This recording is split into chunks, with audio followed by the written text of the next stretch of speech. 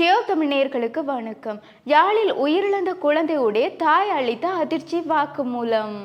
பொதுக்குடியிருப்பு பகுதியில் உள்ள ஆலயத்தில் திருட்டு. யாழில் பிறந்தநாள் கொண்டாட்டத்திற்கு சென்று வீடு திரும்பிய இளைஞருக்கு காத்திருந்த அதிர்ச்சி.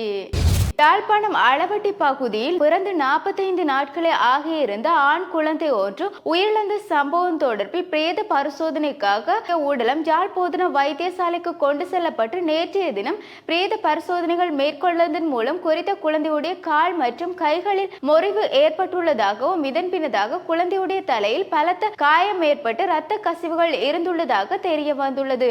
எனினும் குழந்தையுடைய மரணமானது இயற்கையான மரணம் அல்ல, செயற்கையான மரணம் என்று பிரேத பரிசோதனைகளில் தெரிய வந்துள்ளதை அடுத்து இந்த சம்பவம் தொடர்பில் குறித்த குழந்தையுடைய தாயிடம் விசாரணைகளை மேற்கொண்ட போது குறித்த தாய் அளித்த வாக்குமூலத்தின் அடிப்படையில் அவர் குழந்தைக்கு பாலூட்டும் போது குழந்தை பாலை குடிக்க மறுத்துள்ளதாகவும் எனினும் அவர் தன்னுடைய குழந்தையுடைய கால் மற்றும் கையை திருகியதாகவும் தான் கொலை செய்யவில்லை என்று தெரிவித்துள்ளார். குழந்தையின் தாயார் மரண விசாரணை அதிகாரி மற்றும் போலீசாரினால் விசாரணைகளை மேற்கொண்ட போது இந்த வாக்குமூலத்தினை வழங்கியுள்ளார். எனினும் குறித்த தாயாரை கைது செய்து விசாரணைகள் மேற்கொண்டு வருகின்ற நிலை. இதேவேளை குழந்தையின் தந்தை மற்றும் அவருடைய வீட்டிற்கு குழந்தையை பராமரிக்க வருகின்ற பெண் உட்பட இவர்களையும் கைது செய்து போலீசார் காவல் நிலையத்தில் வைத்துள்ளதாக தெரிவித்துள்ளனர். இதன் பின்னதாக குழந்தையுடைய உடற்கூற்று பரிசோதனை அறிக்கை நீதிமன்றத்தில் ஒப்படைக்கப்பட்ட பின்னதாகவே குழந்தையுடைய சடலம் உறவினர்கள் கையில் ஒப்படைக்கப்படும் என்றும் போலீசார் தெரிவித்துள்ளனர்.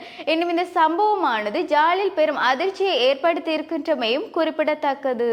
முல்லைத்தீவு புதுக்குடியிருப்பு பகுதியில் 5 கடைகள் மற்றும் கோயில் உண்டியல்களை உடைத்து திருட்டில் ஈடுபட்ட இளைஞர்கள் இருவர் அதிரடியாக போலீசாரால் கைது செய்யப்பட்டுள்ளனர். இவ்வாறு கைது செய்யப்பட்ட இளைஞர்களிடமிருந்து பெரும் தொகையான பணம் மற்றும் கடையில் விற்பனைக்காக வைக்கப்பட்டிருந்த பொருட்கள் மற்றும் உண்டியலில் உடைக்கப்பட்ட பணம் என்று பலவற்றை மீட்டுள்ளதாகவும் தெரிவித்துள்ளனர்.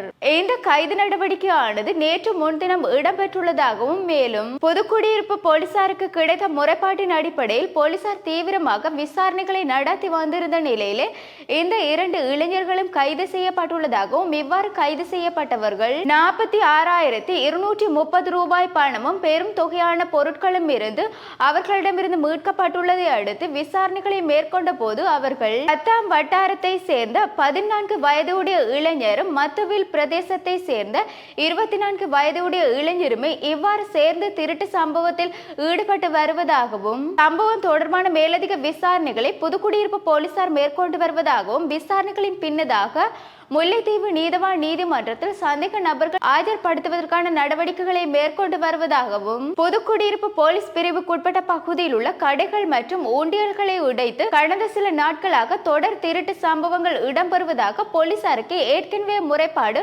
வந்துள்ளதாக தெரியப்படுத்தியுள்ளனர். இந்த முறைப்பாட்டின் அடிப்படையில் தீவிரமாக விசாரணைகளை மேற்கொண்ட போதே இவர்கள் கைது செய்யப்பட்டுள்ளதாகவும் தெரிவிக்கப்பட்டுள்ளது. இது தொடர்பான மேலதிக விசாரணைகளை போலீசார் மேற்கொண்டு வருகின்றமையும் குறிப்பிடத்தக்கது.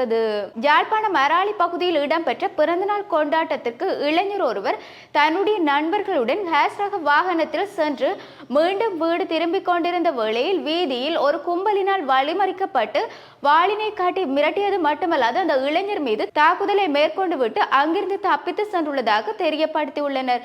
இன்னும் இந்த தாக்குதலில் பலத்த காயமடைந்த இளைஞர் வைத்தியசாலையில் அனுமதிக்கப்பட்டு சிகிச்சை பெற்று வருவதாகவும் தெரிவிக்கப்பட்டுள்ளது. சம்பவத்தில் தெரிய வருகையில் குறித்த இளைஞர் அராலி பகுதியில் உள்ள பெண் ஒருவரை காதலித்து வந்திருந்ததாகவும் இதன் பின்னதாக அவருடைய வீட்டார் சம்மதத்துடன் தாயுடைய அனுமதியை பெற்றுத்தான் குறித்த இளைஞர் அந்த பெண்ணை காதலித்து வந்துள்ளதாகவும் தெரிவிக்கப்பட்டுள்ளது. குறித்த இளைஞர் சாவகச்சேரி பகுதியை சேர்ந்தவர் என்றும் மேலும் அவருடைய காதலி கடந்த 4ஆம் மாதத்தில் இருந்து அவருடைய அழைப்பில் இல்லை என்றும் அவருடன் பேசுவதில்லை என்றும் தெரிவிக்கப்பட்டுள்ளது. எனினும் குறித்த இளைஞர் அராலி பகுதிக்கு சென்ற வேளையிலே அவர் இவ்வாறு தாக்குதலுக்கு உள்ளாக்கப்பட்டுள்ளதை அடுத்து இது தொடர்பான விசாரணைகளை போலீசார் முன்னெடுத்த வேளை குறித்த இளைஞர் அவருடைய காதலியுடைய சகோதரர் மற்றும் தந்தை மற்றும் உறவினர்களினால் தான் தாக்கப்பட்டிருக்கலாம் என்று சந்தேகம் அடைவதாகவும் இது தொடர்பான மேலதிக விசாரணைகளை மேற்கொண்டு வருவதாகவும் தெரிவிக்கப்பட்டுள்ளது. இவ்வாறு எங்களுடைய செய்திகளை அறிவதற்கு www.tamil24/7.com எனும் இணையதளத்தினூடாக பிரவேசியுங்கள். வணக்கம்.